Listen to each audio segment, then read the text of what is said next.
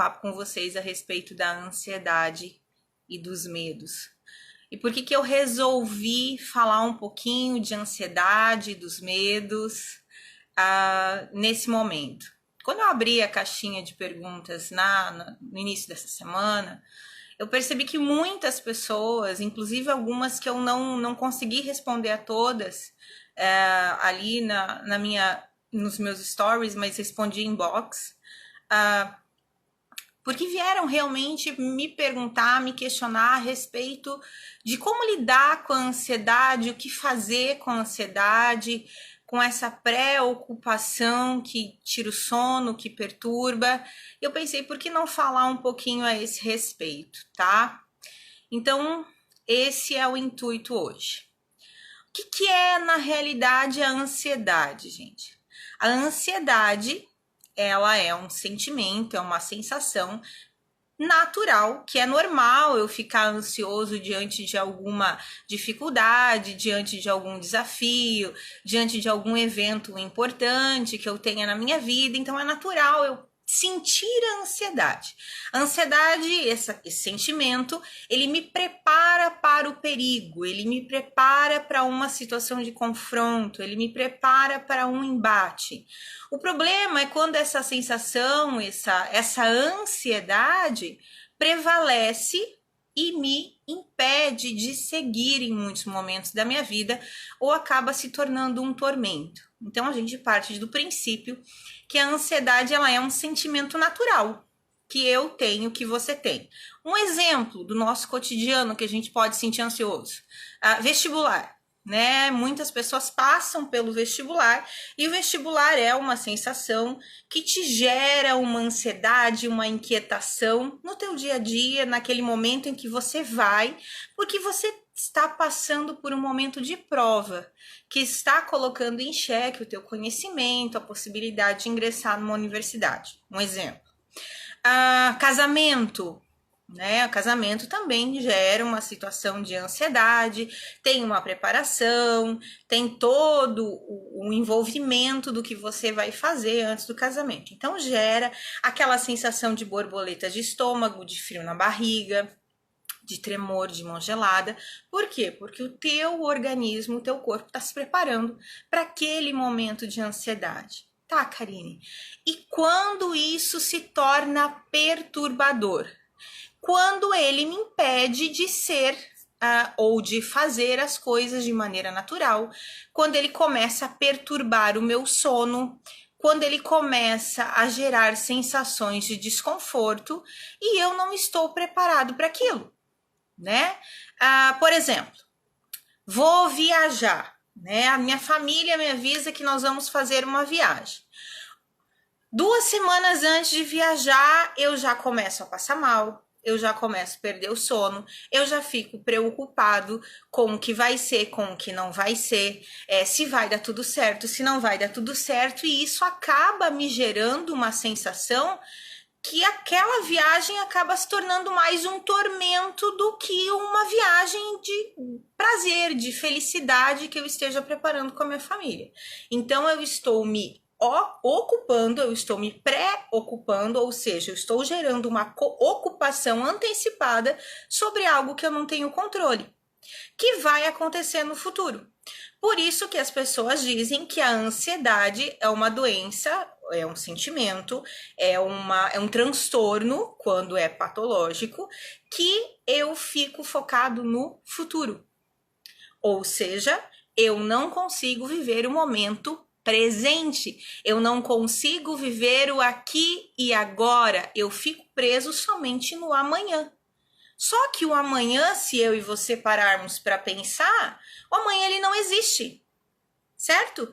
O que eu tenho de concreto é o aqui e agora. O amanhã ele não existe. Por isso que o aqui e agora, o dia de hoje, ele se chama presente. Então o próprio nome já está dizendo para você que o hoje que eu tenho, ele é um presente. Então a ansiedade nada mais é do que uma ocupação com algo que eu não sei se vai acontecer e que automaticamente eu não tenho controle. Falando dessa forma, parece uma coisa muito simples e na realidade não é, gente. A ansiedade, quando ela vem dentro de uma sintomatologia patológica, quando ela vem causando um transtorno, quando ela vem causando um problema, ela pode ter várias vertentes, ela pode ter várias origens. Ela pode ter uma origem genética, né? Neurologicamente eu consigo explicar isso. Ela pode vir de uma origem que eu tenha problema de tireoide, ela pode vir de outros transtornos neuronais que eu tenha dentro do meu metabolismo, então eu tenho que averiguar isso profundamente. O CID, que é o Código Internacional de Doenças, classifica a ansiedade de inúmeras formas. Transtorno de ansiedade generalizada, e aí a gente vai entrar em inúmeras questões. E não é o nosso caso aqui. Porque a gente não vai falar patologicamente, classificar elas. Eu quero orientar vocês de como vocês podem perceber se esse quadro de ansiedade que você tem, que te gera medo, que te incapacita de fazer algumas coisas, que te impede de dar um passo adiante, está sendo um quadro de ansiedade que te prejudica ou não. Tá bom? Então, quando eu sofro por antecipação, quando eu me vejo diante de um desafio, eu começo a ter taquicardia e suar e não tem necessidade para aquilo acontecer.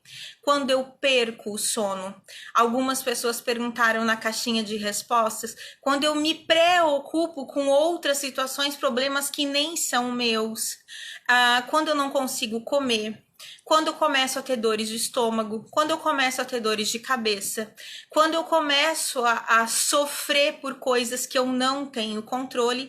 Então, tudo isso são quadros em que a ansiedade vai gerando na minha vida e que não me causam bem e me impedem.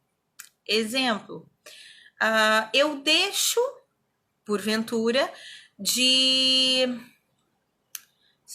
ir a uma reunião com amigos porque eu tenho medo, eu tenho receio, eu fico ansiosa por chegar sozinha naquela reunião com amigos, uma janta, um encontro. Isso gera uma ansiedade, gera uma batedeira no coração, gera o suor nas mãos e eu travo. Pode ser um quadro de ansiedade? Pode. Pode estar sendo um impeditivo para a minha vida? Sim, está se tornando um impeditivo para a minha vida. Eu não vou fazer uma entrevista de emprego ou eu vejo uma notícia de emprego que se enquadra com o que eu busco, já que eu estou desempregado, um exemplo aleatório. Eu não vou porque eu fico ansioso de esperar ali, vai que tem gente melhor que eu e daí vem a ansiedade com a insegurança. Então, eu não me coloco em risco porque eu já estou preocupado ou preocupada com aquilo que vai acontecer amanhã, mas eu nem sei se vai acontecer. Então, a ansiedade, gente, quando ela me incapacita, quando ela me impede de seguir, ela é um transtorno e ela causa uma preocupação desnecessária sobre a minha vida, tá? Então, a gente tem que tomar muito cuidado para não misturar essas duas coisas, tá? A ansiedade, sim, quando ela te impulsiona, quando ela faz você repensar alguma coisa, quando ela faz você se preparar por completo no momento de uma prova, no momento de um desafio que você vai enfrentar, você se prepara tecnicamente, você se prepara fisicamente, por exemplo, para enfrentar aquele algo, você está tendo aquela ansiedade, aquela adrenalina que é natural, aconteceu, você relaxa, você fica mais tranquilo. Isso é tranquilo, isso é natural acontecer, tá? Eu não tenho como dizer para você se eu vou passar, por exemplo, aquilo que eu disse para vocês anteriormente, que eu vou passar por uma prova de vestibular e não vou sentir nenhum friozinho na barriga. É impossível isso acontecer, né? É muito difícil, impossível não, mas é muito difícil isso acontecer, né? É muito difícil eu passar por um evento, sei lá, a minha formatura, adrenalina o dia inteiro, aquele frio na barriga até o momento da coisa acontecer.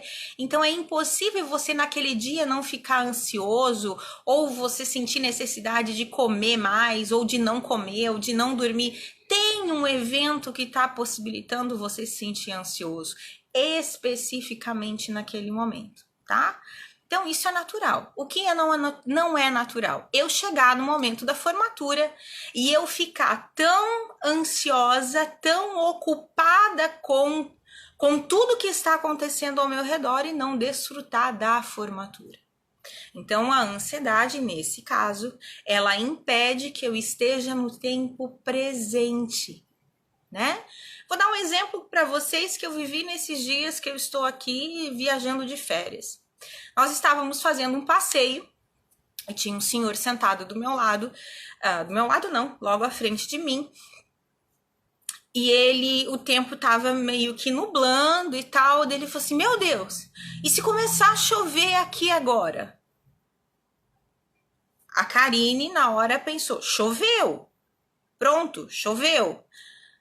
Né? Mas fiquei quietinha, não falei nada. Meu Deus, mas e daí se isso aqui virar? Ele já estava delirando em algo que talvez fosse acontecer se aquele barco fosse virar com a chuva que viesse, e ele não estava desfrutando daquele momento, daquela imagem, daquela paisagem, daquele passeio maravilhoso que nós estávamos tendo. Então, ali era um quadro de ansiedade, não sei a que nível, mas a ansiedade de que algo ruim fosse acontecer foi tão maior do que a possibilidade de ele estar naquele passeio, naquele presente. Isso, a ansiedade, quando ela vem como algo ruim e não natural, faz, né? Então, ela impede que eu desfrute daquele momento. Um outro exemplo muito simples para que você perceba no teu dia a dia que a tua ansiedade está predominando sobre as tuas coisas. Você consegue sentir o sabor da comida que você come? Daquilo, você sabe o gosto da diferença da beterraba e da cenoura, por exemplo? Você sabe a diferença de um arroz com muito sal, com pouco sal? Você consegue saborear aquela comida que você está degustando? Né? Porque se você não consegue nem perceber os pequenos sabores da tua alimentação, possivelmente você não esteja naquele tempo presente. Você está almoçando pensando no que você tem que fazer daqui a pouco, naquilo que vai acontecer logo em seguida, naquilo que você tem que despachar no teu trabalho, na pessoa que está diante de você, e você está tão ocupado com outras coisas que você não se ocupa com aquilo que você está fazendo. E possivelmente, não é uma certeza, mas possivelmente, se você não consegue se ocupar com o teu alimento, com aquilo que você está trazendo para dentro de você, possivelmente outras coisas na tua rotina você também faça da mesma forma, né? Uma coisa que eu comento muito com as pessoas, elas têm um hábito muito comum, e eu até bem pouco tempo atrás fazia isso, comer na frente da televisão, né? O comer na frente da televisão te impede de saber o que você está comendo, ou de comer aquele monte de coisa que você tá ali e não tá nem conectado com aquilo que você tá fazendo, né? Então, isso são pequenos detalhes da nossa rotina que fazem com que a gente identifique o quanto a ansiedade pode ser prejudicial a mim ou não, né? Então, são pequenas sutilezas, gente, que me fazem refletir sobre a minha rotina. A ansiedade, eu digo que eu me ocupo muito mais com a causa do que com o sintoma, né? A ansiedade, ela nada mais é do que um sintoma, do que um reflexo, do que ela reflete algo que você está vivendo na sua vida. Então, para identificar se você tem ansiedade ou não, se o que está acontecendo com você ou não, você tem que perceber nas sutilezas, né? Quando você conversa com alguém, você consegue prestar atenção na pessoa, né? No ambiente de trabalho, às vezes você se ocupa com uma, com duas, com três coisas, mas você consegue prestar atenção, por exemplo, um amigo vai falar com você, você consegue prestar atenção no que ele está te falando? Ou você está se ocupando com tantas outras coisas? né?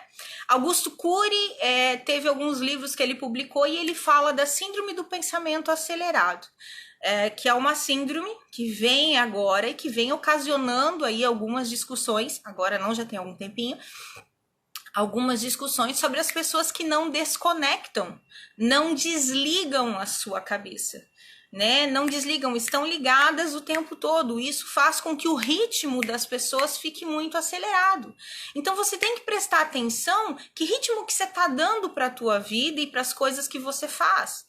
Aonde você está colocando a sua energia, aonde você está colocando o teu tempo de envolvimento naquilo que você está fazendo no tempo presente, tá?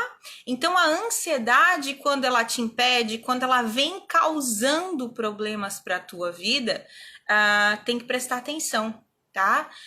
Quando eu não consigo dormir, como eu sinto meu coração acelerado, eu sinto meu coração batendo muito rápido. Quando eu não consigo respirar direito, quando eu não consigo ficar parado na frente da televisão simplesmente assistindo um filme, ou tendo o meu ócio criativo, como eu costumo dizer, porque nós temos que ter esse ócio criativo. Nós temos que ter um momento do nada, né? Tem uma pessoa muito querida na minha vida que fala que nós precisamos ter um tempo pro nada, tá? E se eu não tenho, Ângela, eu tenho que buscar isso, tá?